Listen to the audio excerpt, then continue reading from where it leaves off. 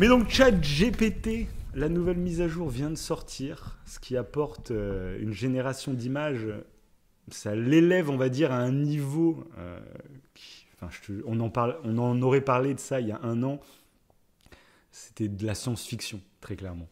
Moi, ce qui vient de se passer cette semaine, et ce qu'il faut se dire, c'est que c'est vraiment les balbutiements pour le moment. On est très limité, c'est assez lent, mais ça reste totalement bluffant ce qui se passe. Les générations d'images sont bluffantes. Et du coup, ça soulève énormément de débats parce que c'est tellement bluffant que maintenant, on ne peut plus dire genre c'est un peu moche, donc c'est sympa, c'est marrant, mais c'est qu'un petit effet de mode, ça ne va pas non plus bousculer les frontières de l'art, de l'emploi. Là, maintenant, on peut le dire. Si, tout va être bousculé et ça soulève beaucoup de débats, je trouve, que ce soit au niveau artistique, au niveau financier, au niveau écologique, il y a plein de débats qui se soulèvent et donc voilà, qu'est-ce que toi tu penses un peu de cette petite mise à jour ? Je trouve que c'est vraiment une folie et franchement, et en fait c'est intéressant parce que sur Wivo Cerveau, le mec qui fait sa pub. Mais vas-y, parce que c'était même pas volontaire. Mais sur Wivo Cerveau, on pourra en parler peut-être un petit peu après, mais c'est ça booste certains projets qu'on a dans l'ombre depuis pas mal de mois, voire d'années. Exactement. Et cette nouvelle mise à jour, pour nous personnellement, on peut être des exemples pour témoigner là-dessus. C'est que ça accélère des projets qui, on a des vies à côté du podcast, à côté de tout ça, qui font qu'on n'a pas forcément de temps. Mais c'est pas l'envie du coup qui manque sur certains projets, et là ça pourrait nous permettre d'en réaliser quelques-uns. Totalement. Et on voit en fait le 1er décembre 2024, donc il y a quelques mois, j'ai publié sur Instagram, donc sur Wivo Cerveau, j'avais demandé à ChatGPT de faire un peu ce truc qui fait un peu l'essence même de du projet que j'avais avec cet Instagram, de faire un cerveau et une personne qui parle entre eux, bref. Donc un dessin. Un dessin, ouais, tout à fait, un dessin. Et le but étant en fait de faire un peu une discussion entre le cerveau et nous-mêmes, quoi. Et je lui ai demandé, innocemment, juste de voir ce que ça donne, de me faire un dessin, donc en décembre 2024. Sauf que le dessin, il était tout pété. Vous pouvez aller le voir. Sur Wivo Cerveau, encore une fois, j'ai fait deux versions en fait. J'ai fait une première version qui est la version 2.0 que j'ai moi remaniée, et il y a la version ChatGPT qu'on swipe l'image, qui est limite un peu creepy. Le cerveau il fait flipper, les doigts ils sont dégueulasses. Okay. C'est sur Wivo Cerveau alors là. Sur ouais, c'est sur Wivo Cerveau. Tu mettras le lien là cette fois. Essaye d'y penser par contre dans la description. Ah oui, carrément. Et même il parle et ça ne veut rien dire. Il dit. Okay. Oui, hey Tamous, il dit. Hey Tamous. Voilà, ça n'a aucun sens. Donc voilà. Et là, moi, je l'avais repris et je l'avais amélioré. Bon. Sauf que maintenant, c'est l'inverse. C'est-à-dire que c'est pas moi qui améliore le dessin de ChatGPT. C'est ChatGPT qui améliore mon dessin, mais fois 1000. Là, ce que je lui ai demandé là, récemment par rapport à un dessin que j'avais fait, j'ai fait ah ouais, c'est incroyable. En fait, c'est totalement ahurissant. Moi, j'ai commencé comme tout le monde. On a commencé à voir un peu pulluler des dessins de Ghibli sur Internet. Tout bêtement déjà. Et du coup, on trouvait c'est sympa. Ça reprenait des mèmes assez connus de Ghibli. Tu fais c'est sympa. Puis je me dis tiens, apparemment c'est avec ChatGPT. Vas-y, je vais essayer. Je mets une photo à moi. Et ça prend quoi ? Ça prend 30 secondes. Parce que c'est un peu plus long que les images un peu basiques. 30 secondes à charger. Et là, mais direct, instantanément, je lui ai juste demandé, moi, une petite photo en mode Ghibli. C'était hallucinant. C'est les détails qu'il y a. Et comme tu dis, en fait, maintenant, il peut gérer du texte. On disait avant, ouais, mais l'IA, ça se voit. Genre, les mains, il a du mal à faire les mains. Il y a souvent un doigt qui se bat. C'est fini. ça ne se fait plus. Et du coup, c'est à partir de là que j'ai commencé à faire attends, qu'est-ce qui est en train de se passer ? Et j'ai commencé à regarder un peu tous les gens qui s'amusent à tester des trucs. Et il y a des trucs qui sont complètement démentiels. Je t'ai montré, moi, j'avais un mug, j'étais dans ma voiture, j'avais un mug, je le prends en photo et je lui ai juste dit, fais-moi une affiche publicitaire de ce mug. Et il a totalement pris, c'était exactement le mug que j'avais dans la main, qui est d'une marque, je sais même pas la marque que c'est, tu vois. Et il me l'a totalement, même ma main était beaucoup plus jolie, tu vois, elle était magnifique, le gobelet était superbe, il brillait comme je sais pas quoi, avec un super fond d'écran, c'était ultra bien détouré, Ouais, c'est vrai, c'est vrai. très propre. Et il m'a créé des slogans, il m'a créé des petits hashtags. Alors, je lui avais donné aucune consigne. Donc déjà, c'est impressionnant par là. Et tu te dis, en fait, ça ouvre le potentiel. Parce que là, je lui avais donné que dalle comme consigne. C'est vraiment juste fais-moi un spot publicitaire sur ce mug, c'est tout. Après, tu peux peaufiner, en fait, en lui expliquant ce que tu veux exactement. Et la compréhension est assez maboule. Ça, C'est-à-dire que moi, je suis en train de faire des tests. ouais. Moi, par exemple, en fait, moi, je peux le dire, un de mes projets que j'ai depuis longtemps, j'aime pas mal dessiner et j'ai une histoire que j'ai en tête, moi, depuis des années. Je m'étais dit un jour, j'en ferais peut-être un bouquin. Le rêve, ce serait d'en faire un film ou un truc comme ça, tu vois. Mais c'est des trucs, bon, ça se fera jamais dans ma tête, c'était histoire de dire. Puis, il y a pas si longtemps, je me suis mis au dessin, il y a quoi, il y a 4-5 ans. Et je me suis dit, bah, pourquoi pas en faire une BD. Et du coup, j'avais commencé à esquisser des premières planches, j'avais esquissé des personnages que j'avais fait. Et j'ai ressorti ces personnages, parce que du coup, avec le temps, tout ça, c'est des dessins que j'ai un peu mis de côté, parce que enfin, imaginer et créer une BD, c'est des heures et des heures de travail, enfin, c'est ahurissant.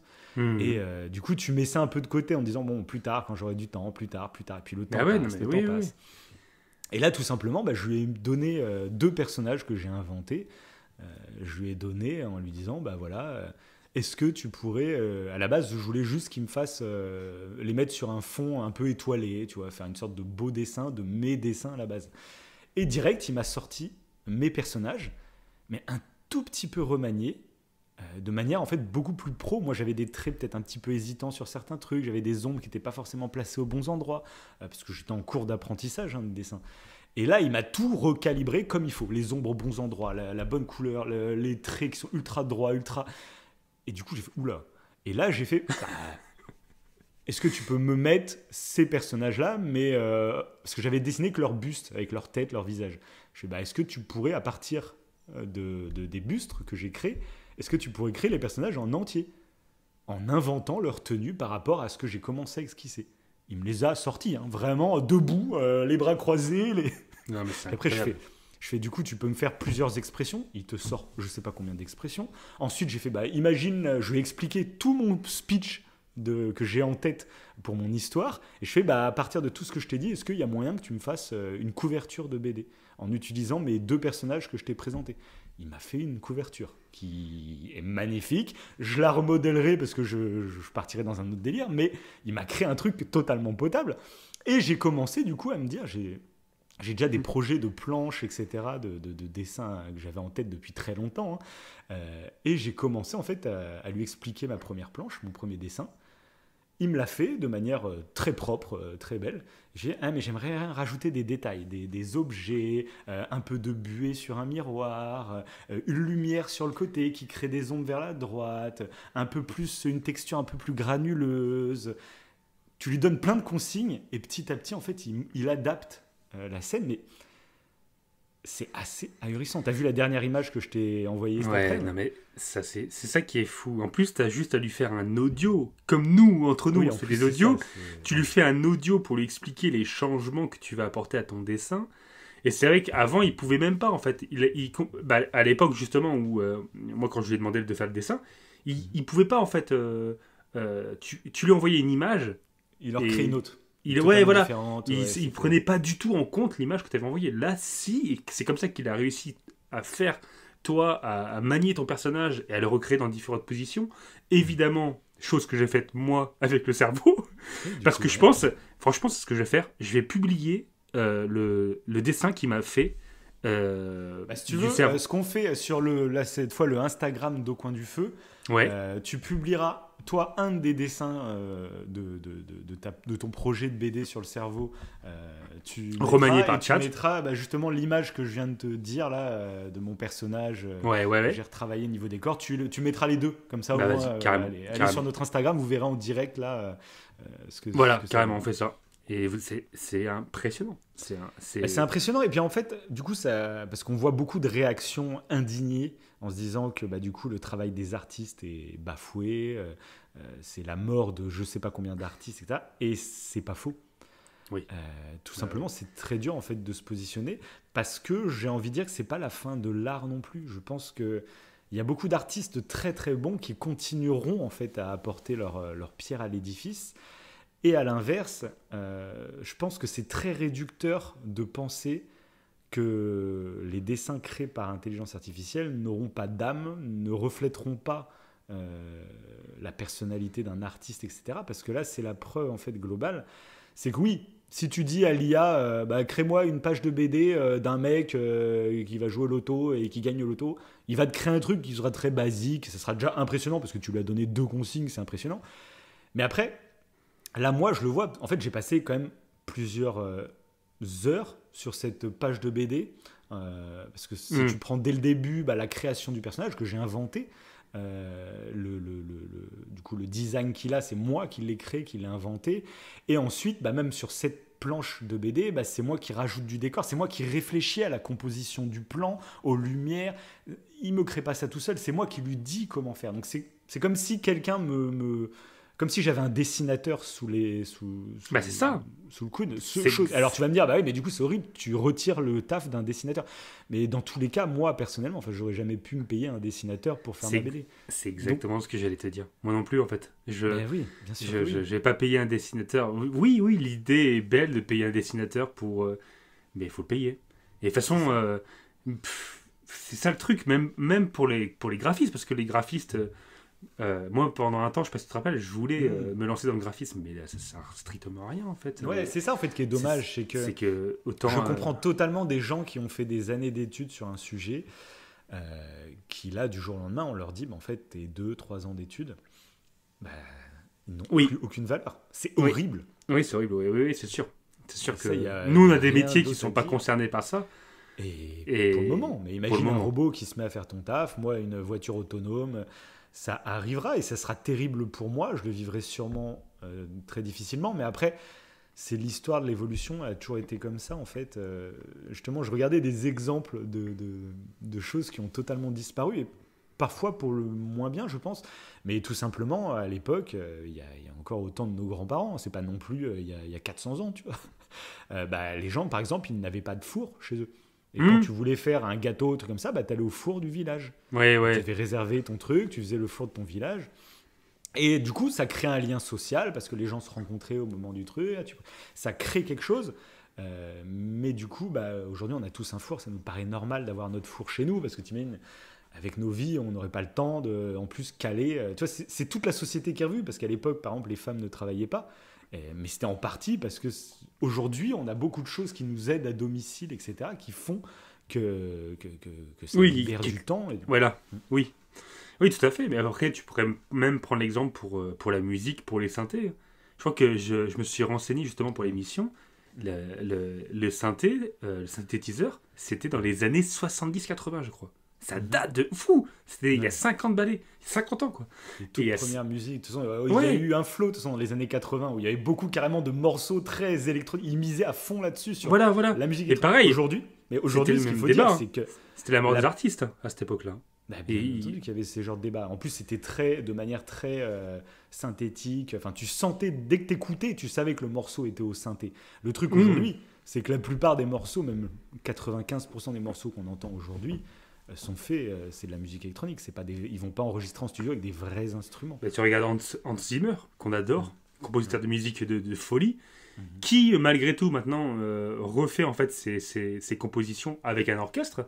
Mais à la base, quand il le produit pour le film, tout est électronique, tout est fait avec un ordinateur. Oui, c'est ça. Et puis maintenant, en fait, l'orchestre, ça devient un vrai spectacle. Moi, j'ai été il n'y a pas si longtemps voir le 7e film Harry Potter, la 2e partie, avec un orchestre. Une tuerie, ça devait être une tuerie. C'était incroyable. Et c'est un vrai spectacle, parce que là, tu te rends compte, en fait, des gens qui sont en train de jouer Et donc, c'est juste génial. Et je pense qu'en fait, là, avec l'IA, ça va être un peu dans le même. Il y aura toujours des puristes qui feront leur truc de manière artisanale. On le voit même avec le cinéma. Nolan, il continue de faire des films en pellicule. Il n'est pas passé au numérique, Nolan. Et du coup, ça peut toucher un public de puristes qui sont très sensibles à ça. Je le comprends totalement. Parce que c'est un peu le charme de l'artisanal, tu vois.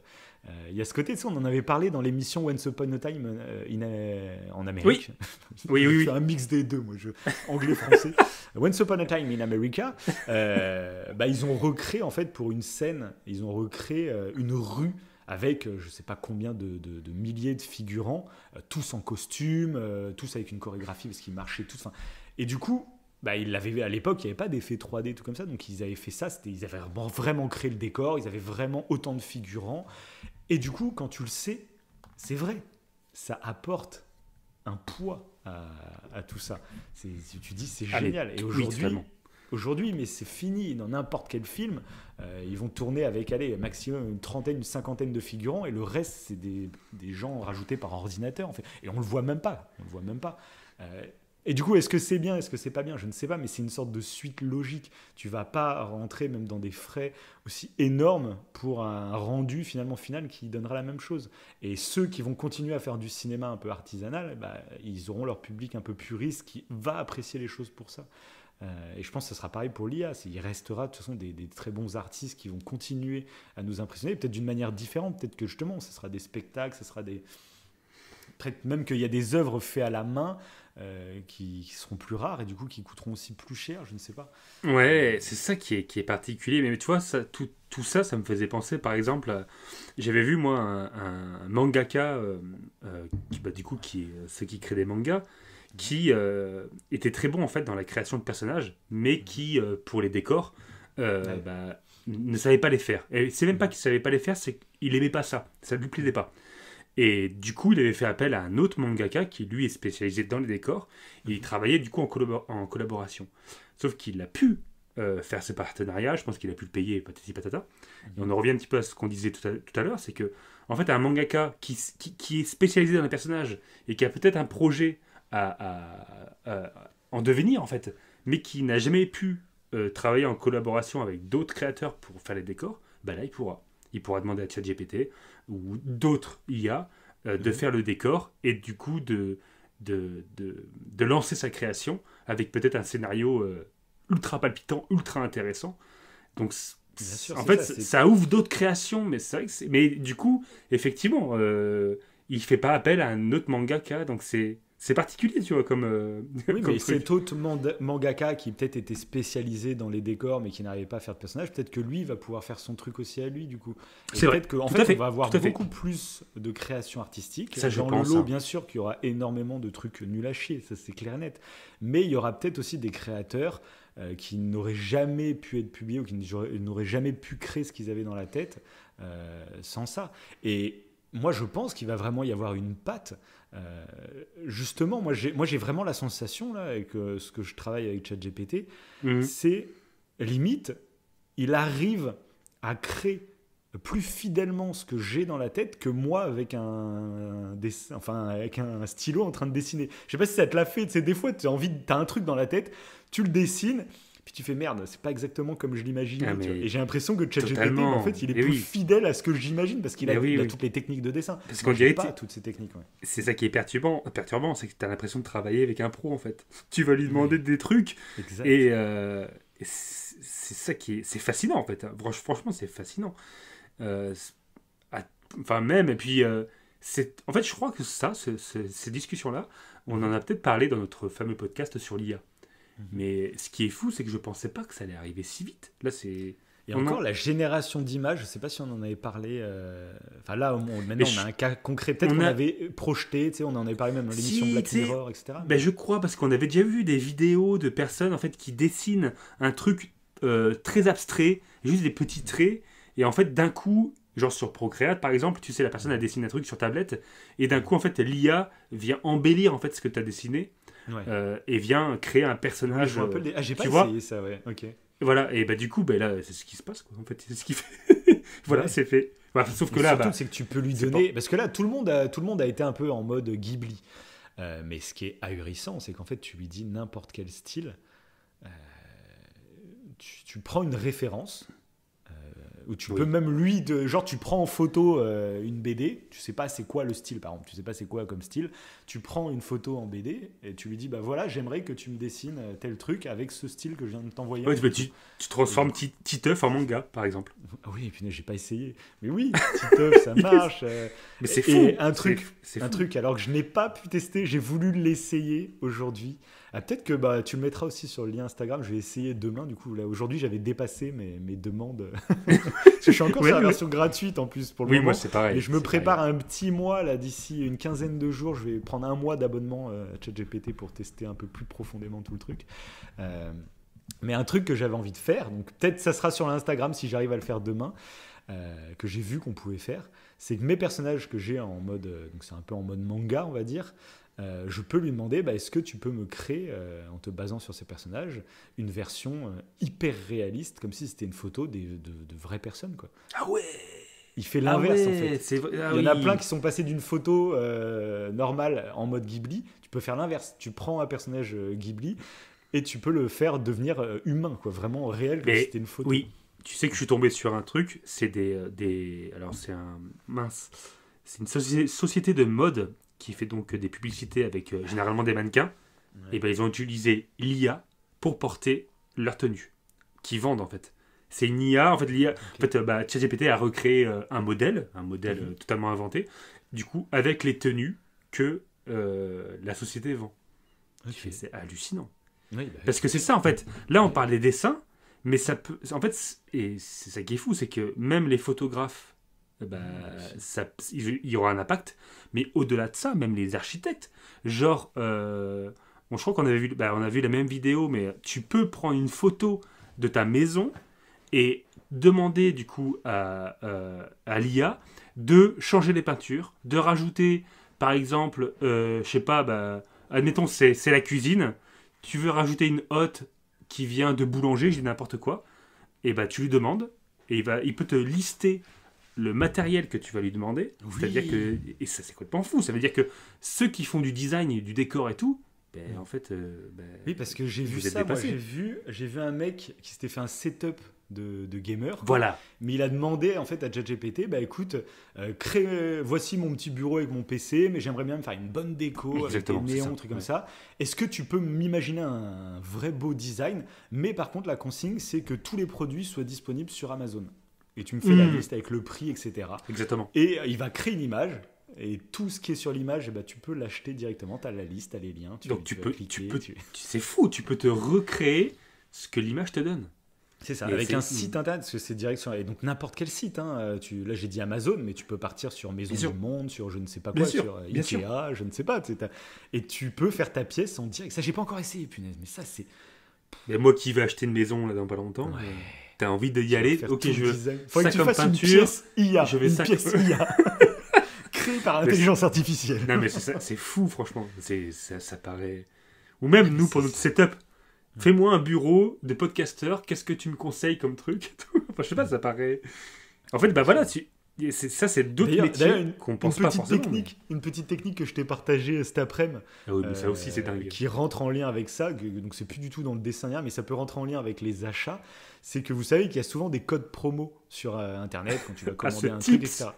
Et du coup, vous pouvez demander à ChatGPT avant de faire un achat sur Amazon, sur Vinted, sur n'importe quel site, vous demandez est-ce qu'il y a en ce moment des codes promo, voilà.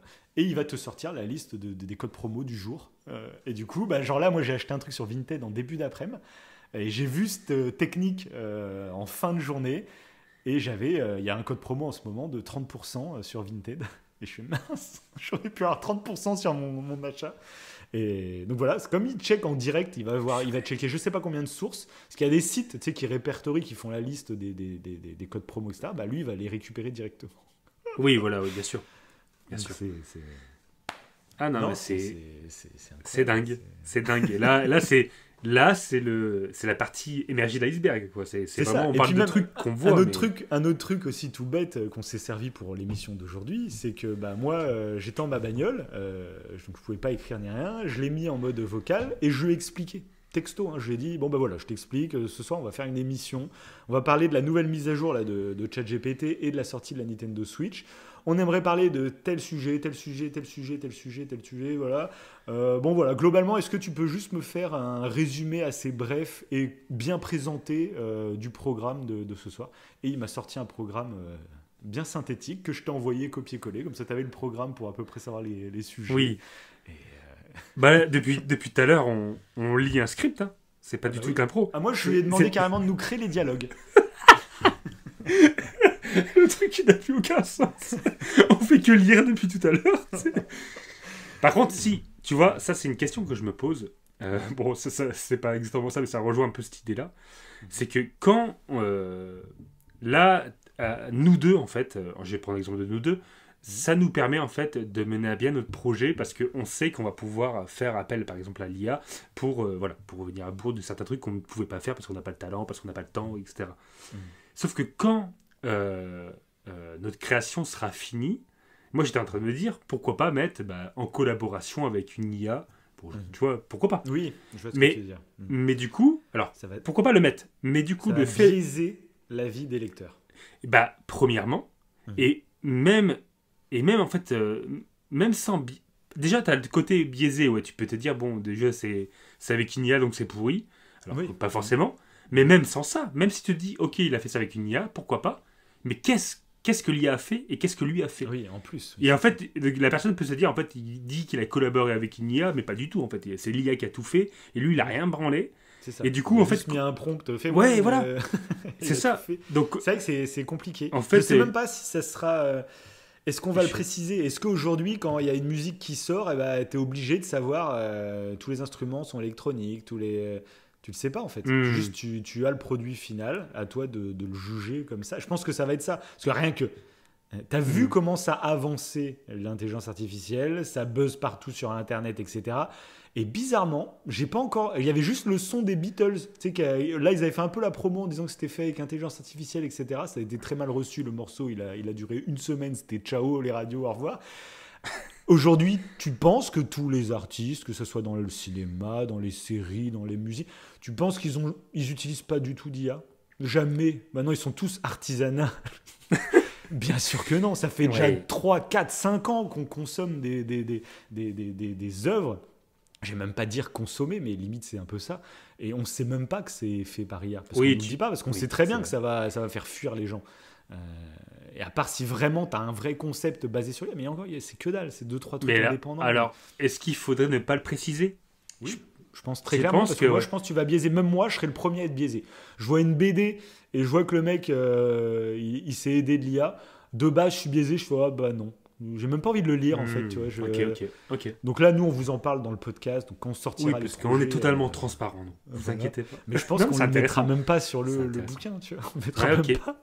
Non, mais c'est intéressant, mais t'as raison, parce qu'après, genre, c'est comme si tu disais à un réalisateur de mettre ce film a été réalisé avec des effets numériques, ou alors que. Tu vois, je sais pas, avec des effets spéciaux. Tu dis qu'il y a une équipe numérique, mais tu dis pas chaque plan. Tu sais, non, mais et encore, est-ce que tu précises? Ça fait 3, 4, 5 ans que la plupart des choses qu'on regarde, qu'on écoute, l'IA, ils sont déjà dedans. Mais de toute façon, de base, je pense que si on le précisait, ça porterait défaut. Parce que tu sais pas. Soit tu fais vraiment de l'artisanat pur jusqu'au bout, soit si tu utilises un petit peu d'IA, ou 50% ou 20%, n'importe, vaut mieux pas le dire en fait, parce que ça va. Le pourcentage d'utilisation, quand je prenais l'exemple là, de l'image que j'ai faite, comme je t'ai dit, c'est pas mal de travail en fait finalement. J'ai pas juste claqué des doigts, il m'a pondu ça, fin de l'histoire. Comme je te dis, c'est une composition de plans, imaginer la lumière de telle façon, le grain des textures. Déjà, tu as la création derrière, tu as l'imagination que tu as apporté à ça.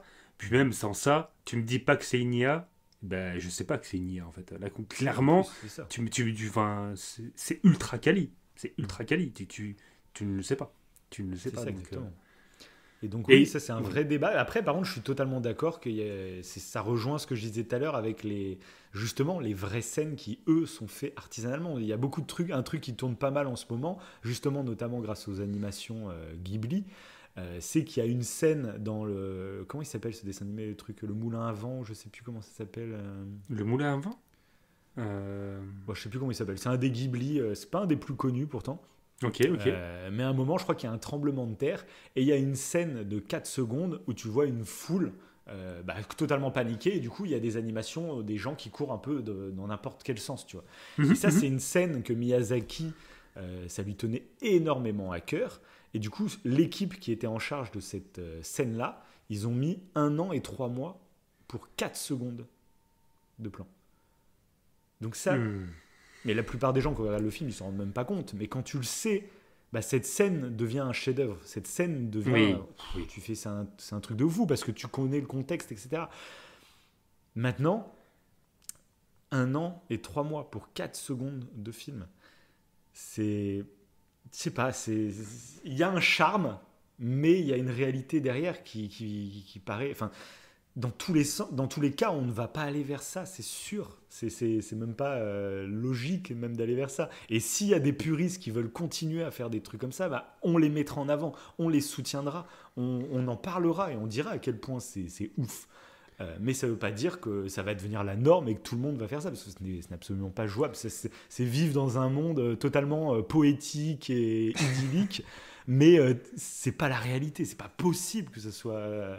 Ça perd en charme, ok, mais voilà, je pense qu'il y a le côté romantique des choses qui fait qu'on n'aime pas tout ce qui est un peu automatisé, tout ce qui est. Alors qu'au ouais, mais je pense que je pense qu'il y a un truc comme ça. Moi, je suis le premier en fait à m'en rendre compte, mais à me dire aussi. Au contraire, peut-être que ça va. D'ailleurs, Miyazaki le prend très mal, je crois, cette histoire de. Alors, je sais pas. Je sais qu'il avait parlé de l'intelligence artificielle en 2016, je crois. En 2015 ou 2016, où il avait dit, même la phrase qui ressort beaucoup en ce moment, c'est l'IA, c'est une insulte à la vie ou un truc comme ça, je sais pas quoi. Mais il parlait pas du tout des nouveaux trucs d'IA en plus. Hein. C'est ça. En 2015, on n'en avait pas parlé. Il parlait d'encore autre chose, je pense. Parce qu'il parlait en termes de science-fiction ou je ne sais quoi, enfin j'en sais rien, tu vois. Donc il parlait pas déjà de ce qui se passe en ce moment, on n'a pas eu de déclaration de Ghibli là-dessus. Hein. Non, ouais, c'est une vieille remarque en fait. Ouais. Là j'ai essayé de me renseigner rapidement avec ChatGPT justement. Mais oui, ça parle que de 2016. Bon après j'ai la version free là, donc c'est la version un peu... Mais après, je pense qu'en fait, du coup quand t'as dit ça, ça me fait penser que c'est un peu... genre, ça me fait penser genre à Mad Max, tu sais les films Mad Max, où ils essaient de recréer un petit peu des effets spéciaux d'antan. Ouais. Et je me dis, en fait, l'intérêt, peut-être, en pensant à ça, en fait, c'est que tu n'as pas à dire, en fait, si tu collabores avec une IA, je parle pour l'avenir, en fait. Par contre, ça peut être intéressant de dire, quand tu n'as pas collaboré avec une IA, tu sais, de préciser, voilà, c'est purement traditionnel. Sûr. Et là, tu le précises, et voilà. Et là, pourquoi pas. C'est que par contre, c'est l'intérêt, tous ces gens qui s'insurgent contre l'IA, c'est quand un artiste va se présenter, on va dire, de manière naturelle, tu vois. Oui, c'est ça. Et ben là, il faut le soutenir. Là, il faut le mettre en avant. Et là, ça va être important de reconnaître ce travail. Mais ça veut pas dire qu'il faut cracher sur tout le reste, tu vois. Puis de toute façon, le truc, c'est que de toute façon, c'est ce qu'on disait dans le podcast IA, c'est accessible. Donc maintenant. Ah oui, de toute façon, c'est la suite logique des choses. Et c'est tellement impressionnant et utile que on n'ira pas en arrière, c'est sûr. Il ne faut pas chercher. Oui, et puis là, c'est rien encore. Et même c'est le problème, c'est que là, on va faire le lien avec juste la suite du débat là-dessus, pour conclure. C'est le côté le revers de la médaille. Le côté écologique de tout ça. Le truc, c'est que ceux qui boycottent parce que c'est contre leurs valeurs, finalement, ils quittent le wagon. Et du coup, c'est les gens qui acceptent ça, qui des fois ont beaucoup moins de valeur, ils pensent juste au fric ou je sais pas quoi. C'est eux qui vont prendre en charge tout ça. Et pareil pour le côté écologique. Ceux qui boycottent l'IA parce que c'est pas écolo, c'est une insulte à l'écologie, etc. Je le comprends et c'est totalement vrai. Mais faut pas le boycotter en fait. Faut l'accompagner parce que c'est la suite logique. C'est comme les voitures, c'est comme plein de trucs. Accompagner ce progrès parce que c'est la suite, c'est sûr. Mais du coup, accompagnez-le et essayez de trouver des solutions pour que ça soit moins énergivore. L'énergie, voilà, que ce soit de l'énergie verte, que ce soit ou pareil, accompagner les artistes pour savoir comment les reconvertir. Mais c'est la suite logique. Boycotter, c'est juste louper le wagon et du coup, c'est pas vous qui vous occuperez de ces sujets-là. Oui, tout à fait. Tu as tout à fait raison. Mais en plus, sachant que c'est plus nuancé qu'il n'y paraît. Parce que je m'étais renseigné justement pour l'émission par rapport à ça. Moi aussi. Et voilà. Et par exemple, un truc tout bête, même avant la génération d'images, sans parler de la génération d'images. Oui, donc il faut juste préciser que écologiquement, en fait, la génération d'images, c'est très polluant. Ah oui, ça c'est sûr. En carbone, mais même en eau consommée, etc. C'est très énergivore. Mais il y a des nuances. Oui, voilà. Et, mais même sans rentrer dans la génération d'images, rien que le fait, quand tu fais une recherche sur ChatGPT, évidemment, la recherche que ChatGPT, je prends l'exemple de ChatGPT, même s'il y a plein d'IA, évidemment, il y a DeepSeek, il y en a plein. Bon, nous, on utilise ChatGPT, donc c'est pour ça qu'on parle de ça. On peut citer le chat, l'appli oui, voilà, l'appli française, ouais. Donc voilà, qui apparemment est très quali, mais j'avoue que nous, à chaque fois, on se met au niveau à peu près, c'est plutôt cool. mais on suit. Du coup, comme tu as démarré avec une autre, tu as tendance à aller vers celle qui, comme ChatGPT, qui crée l'innovation. Ouais, c'est ça qui est en avance. C'est le problème. Je l'ai le chat sur mon téléphone, je vais checker de temps en temps pour comparer, mais à chaque fois ils suivent, quoi, donc à voir. Et quand tu fais une recherche, comme là j'ai fait pour Miyazaki, en fait c'est assez intéressant, c'est que il y avait des personnes qui ont comparé justement le fait de faire une recherche sur un moteur de recherche tel que Google et une recherche sur ChatGPT. Bon, ils se sont rendus compte qu'en fait, si tu utilisais Google pour essayer de trouver une réponse à ta question, mais que la réponse que tu cherchais demandait en fait à Google d'ouvrir plusieurs pages, d'ouvrir, la réponse, tu l'avais pas immédiatement, parce que des fois, quand tu fais une recherche sur Google, qui est assez complexe, bon, j'ai pas d'exemple pertinent là, mais voilà, tu fais une recherche et tu n'as pas forcément la réponse de suite. Donc, tu es obligé d'aller voir une autre page, ou tu es obligé de croiser les sources. Okay. Voilà, tout simplement comme ça. Tu es obligé de croiser les sources. Tu as un truc, tu es obligé de croiser les sources, donc tu ouvres d'autres pages pour comparer. Et de ce fait, en faisant ça, c'est plus énergivore que si tu demandes à ChatGPT, qui lui va croiser les sources tout seul et va t'envoyer une réponse dans l'immédiateté. Ça.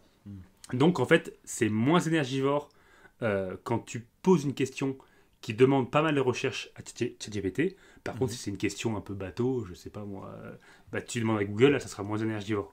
Donc déjà, c'est un peu plus nuancé. C'est pas... moi, j'ai un exemple qui m'a scié en termes de nuance. Ok. Tu vas voir, ça m'a mis mais sur les fesses. Tout simplement, j'ai vu là sur Instagram passer l'info comme quoi en 5 jours de cette mode des générations d'images Ghibli, vu le nombre de gens, déjà il y a plus d'1 million d'utilisateurs qui ont téléchargé ChatGPT depuis 5 jours pour cette mode justement qui arrive. Ok. Mais en gros, depuis 5 jours, la génération d'images, du coup, ça fait chauffer les serveurs et du coup, il y a besoin d'eau pour les rafraîchir.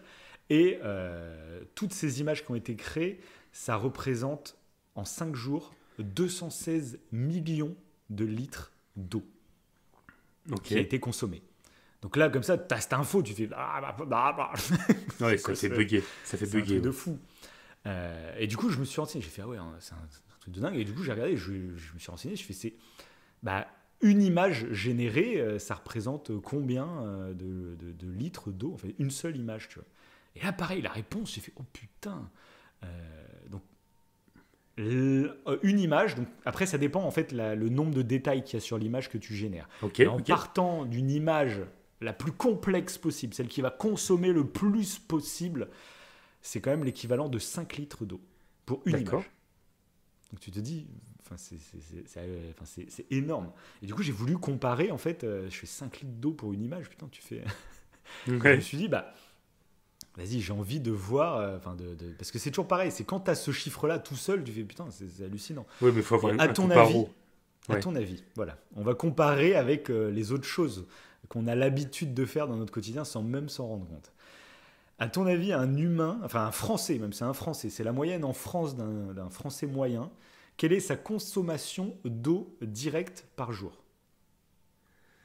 En moyenne à peu près. Alors là, je serais incapable de te le dire. Sa consommation moyenne d'eau, mais d'eau potable, à boire quoi, ou d'eau... non, total, de ce qu'il lui utilise comme eau au total pour tout, voilà.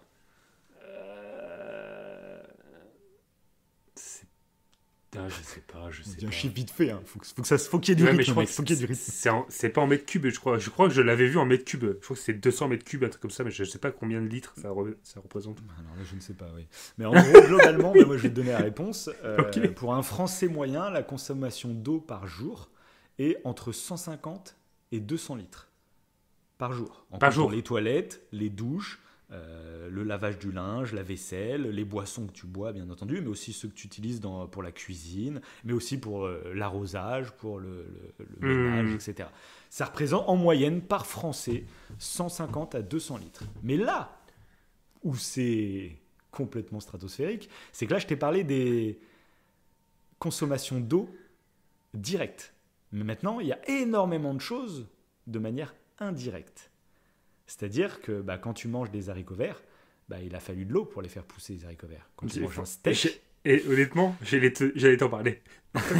Bah, Faut être végétarien, et déjà là, tu moi, c'est consommeras ce moins qui m'a d'eau. mis sur le cul. Parce qu'à ton avis, en une journée, un Français moyen, combien consomme-t-il de litres d'eau de manière directe, mais maintenant en rajoutant le côté indirect? Donc dans tes vêtements, parce que pour le coton, on a il y a de l'eau pour faire pousser ton coton. Donc par jour, hein. Ouais, Par jour, jour, on parle. en moyenne. Donc je te rappelle que de manière directe, c'est 150-200 litres. Ouais. Allez, je vais faire 600 litres. Mec, accroche-toi à ton siège. En moyenne, un Français consomme 4000 litres d'eau par jour.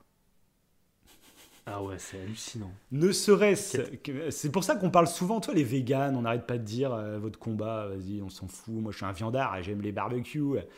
1 kilo de bœuf, Oui, ça, je l'avais vu, ça. ça représente 15 000 litres. Oui. Ah non, mais la consommation d'eau de la viande qu'on mange, elle est hallucinante. Hein. Comparé aux céréales, c'est hallucinant. Ah ouais, oui. C'est-à-dire qu'un steak de 200 grammes que tu as dans ton assiette, donc 200 grammes, toi c'est une portion correcte hein, pour un repas, un petit 200 grammes, c'est 3000 litres d'eau. Non, mais du coup, je me sers une bière. Parce que là, Mais ta bière, il y a de l'eau, mec. Mince. Et le houblon, il a fallu le faire pousser. Ah oui, c'est vrai. Ah oui, ma bière, il y a 1000 litres d'eau dans ma bière, là, ça se trouve. Non, mais ouais, c'est hallucinant. C'est hallucinant, ouais. Non, c'est vrai.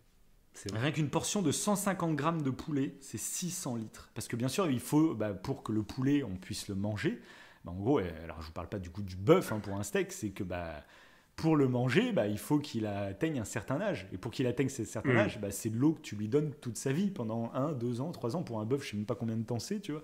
Et du coup, c'est ça, c'est ces litres-là qui sont ensuite divisés par le nombre de morceaux que tu vas faire de lui pour le mettre dans ton assiette. Et on arrive au kilo à 15 000 litres pour un bœuf. C'est ahurissant pour un petit steak et il faut s'en rendre compte de ça. C'est pour ça que le combat vegan, végé est important. Ah non, mais je dis ça alors que je ne le suis pas. Non, mais soyez végétarien avant de critiquer l'IA. C'est ça, non, mais au moins, c'est bien entendu. Mais c'est ça, c'est mais en vrai, cette nuance. Tu manges un putain de steak de 200 grammes, c'est 3000 litres d'eau.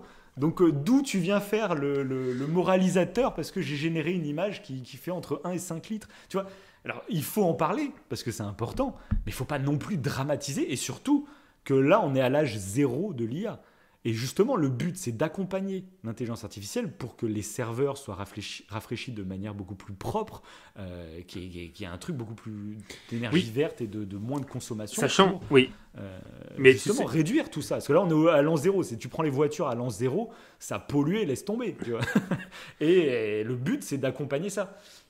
Et sachant qu'on peut aller vers du mieux par rapport à ça, on peut, en fait, peut-être que l'IA peut être plus éco-responsable, sachant que moi, du coup, pour le coup, j'ai comparé, en fait, sur le même métier, en fait, genre dessinateur, je voulais voir, justement, est-ce que si tu dessines sur papier, est-ce que c'est plus écologique que générer une image par IA? Ouais, intéressant. Donc, ça. Tu vois, c'est vraiment voilà. comparaison Alors, de fou, quoi.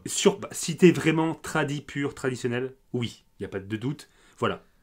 Mais oui, mais attends, moi j'ai juste un truc. Oui. Est-ce que tu as pris la consommation indirecte? C'est-à-dire que le temps de faire un dessin, au lieu de le générer par IA, le dessinateur, il va boire, il va faire ses 4000 litres par jour. Donc, au final, l'image qu'il va produire en une semaine de travail, c'est 7 fois 4000 litres, mon gars. Oui, mais, oui.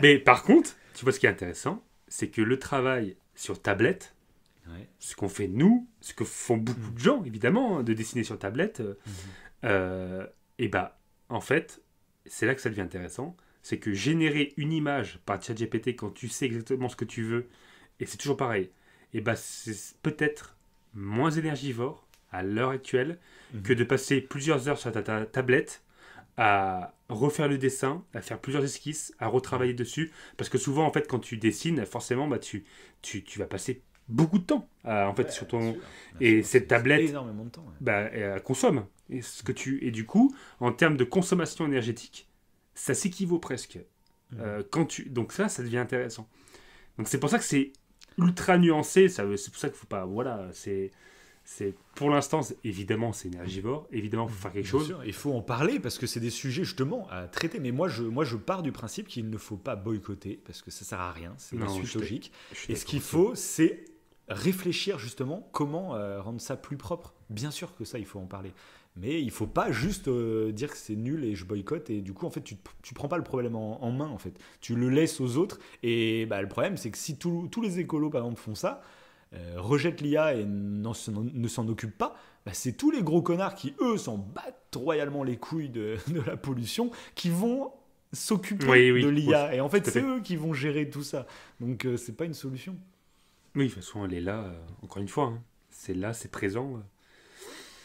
Et voilà, et du coup, c'est intéressant de voir que, en comparant avec une tablette, chose qu'on fait déjà, et chose qu'apparemment ne pose aucun problème pour l'instant, ça peut être équivalent. Donc, en fait, il faut utiliser la génération d'images, et là-dessus, peut-être qu'OpenAI a été judicieux, je pense. De toute façon, leur data center, il commence à chauffer, donc ils n'avaient peut-être pas le choix.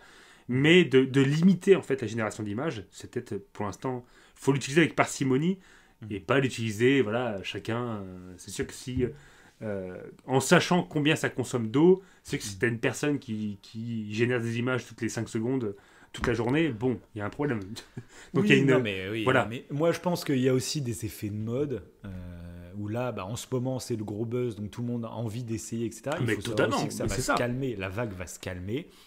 Et ensuite, justement, ça va se banaliser et c'est aussi ceux qui vont générer après des images, ça va être pour du professionnel, pour de Oui. l'artistique, pour voilà, monsieur et madame tout le monde, ils feront leurs photos de temps Mais en tu temps, sais, ils oui. se font un petit portrait Ghibli, Simpson, je sais pas quoi, mais encore ça va passer de mode très très vite ça. C'est une phase quoi. Mais Mais tu voilà. sais à quoi ça me faisait penser, moi. Mhm.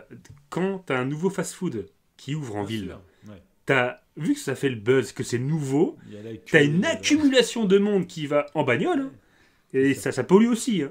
faut pas Donc, tirer des conclusions à ce moment-là. voilà, et du coup, c'est juste parce que c'est nouveau et je pense que voilà, ça rejoint ce que tu dis, c'est que là, il y a eu cet effet de buzz, et évidemment. Et encore que ça a été restreint. Donc bon.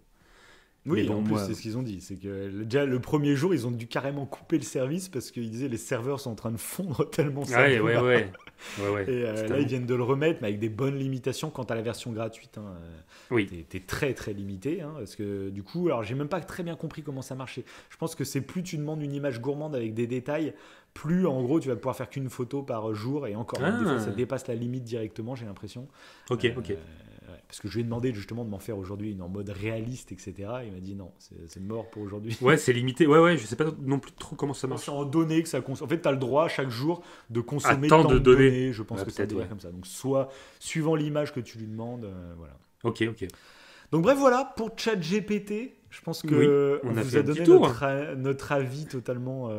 J'ai pas envie de dire nuancé. En fait, j'ai envie de contrebalancer un peu le discours un peu diabolique qu'on entend beaucoup. Parce que j'ai remarqué qu'il y a beaucoup de youtubeurs ou de personnes qui vont s'exprimer là-dessus en suivant un peu le courant, en disant ah non, c'est terrible, c'est dramatique pour les artistes, etc. Alors que ça fait déjà des mois, voire des années, qu'ils utilisent des vignettes créées par IA, des fonds, derrière leur fond vert, leur décor, c'est créé par intelligence artificielle. Donc, ça me fait doucement rire des fois les gens qui font les indignés alors qu'ils l'utilisent Bah sans, oui, le dire, c'est, sans le dire. Nous, on va l'utiliser, mais on vous le dit de manière totalement claire. Voilà. Et pour autant, on va quand même essayer de se diriger vers des projets, pourquoi pas, qui pourraient rendre tout ça un peu plus correct écologiquement, économiquement et artistiquement, quoi. Oui. Mais on va pas mentir en faisant les indignés, alors que moi je trouve ça totalement Bah facile. non, honnêtement, c'est sûr que en fait, là, on te donne l'opportunité de créer, enfin, de finir un projet que tu avais en tête, que peut-être tu n'aurais jamais fait sans ça. C'est ça.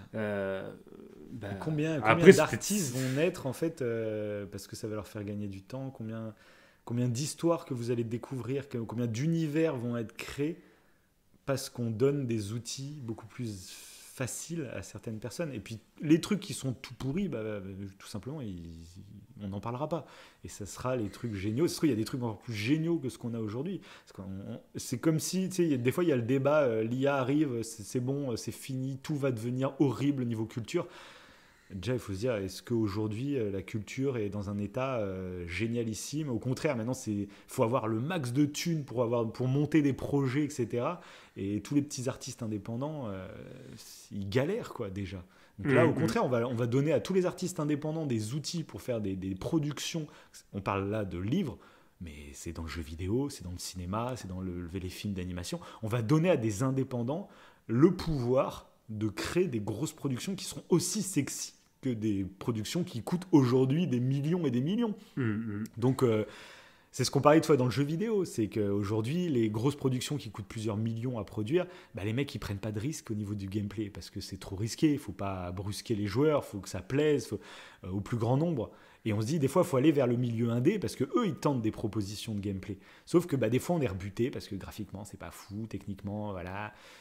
Et en fait, alors là, que des fois, il y a des solutions. Hein. Là, c'est ça. Oui, en plus, bien sûr que oui, mais des fois, t'es pas séduit parce que là, oui, parce que ces outils permettent justement à un artiste potentiellement en fait aller au bout de ses idées. Il a une idée de gameplay par exemple, et il va pouvoir le soutenir avec la vraie vision qu'il a du jeu artistique. Toi, t'as trouvé une transition parfaite pour parler de jeux vidéo. Ah oui.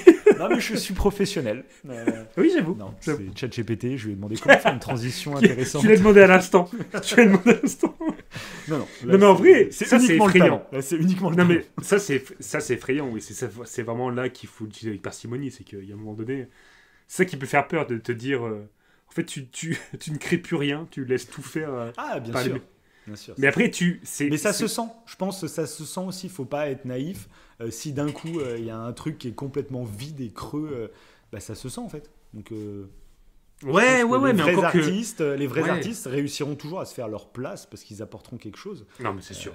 Truc trop froid, trop robotisé. Et allez pas me faire croire que ça fait pas 20 ans qu'on a des œuvres froides, robotisées, qui sont juste le résultat de producteurs qui pensent qu'au fric et qui veulent qu'on respecte des codes à la con. Le nombre de films donc on parle pas dans le podcast, qu'on parle que des choses qu'on aime, mais le nombre de films qui sortent, qui sont creux, qui sont vides, parce que c'est des mecs qui ont mis la thune. Donc il faut arrêter aussi, quoi. C'est ça. C'est comme si on vivait dans un monde où il y avait des chefs-d'œuvre qui sortaient toutes les semaines, quoi. Putain. Là, ça se trouve, il y en aura. Alors ça sera dans un torrent de merde, vraiment d'œuvres totalement pourries. Mais parmi la merde, il y aura peut-être des étoiles. La lueur. Des étoiles. Comme la Switch. C'est une sorte d'étoile. Hein. Comme l'étoile de Mario que tu vas chercher. Ouais. Donc il est temps de passer au deuxième sujet et on est à 56 minutes. Ah mince, je pensais qu'on était à 59, qu'on allait vraiment faire une heure. On parle encore pendant 4 minutes de ChatGPT. Oui, parce que ça... Ouais. Non. Sachant qu'on pensait pas faire autant déjà, enfin je pense pour... Non, moi j'étais parti sur 2 heures de ChatGPT. Hein. C'est vrai. Heureusement que tu m'as fixé la limite à 1 heure, parce que sinon moi je peux. C'est pas moi, c'est ChatGPT qui m'a fixé. Non, mais après de toute façon je pense que la Switch on sera peut-être un peu plus concis, on va voir, je ne sais pas. Peut-être, ouais. Mais d'ailleurs il y a juste, pour rester un petit peu sur ce thème d'IA, il y a Black Mirror qui sort dans pas longtemps. On en reparlera.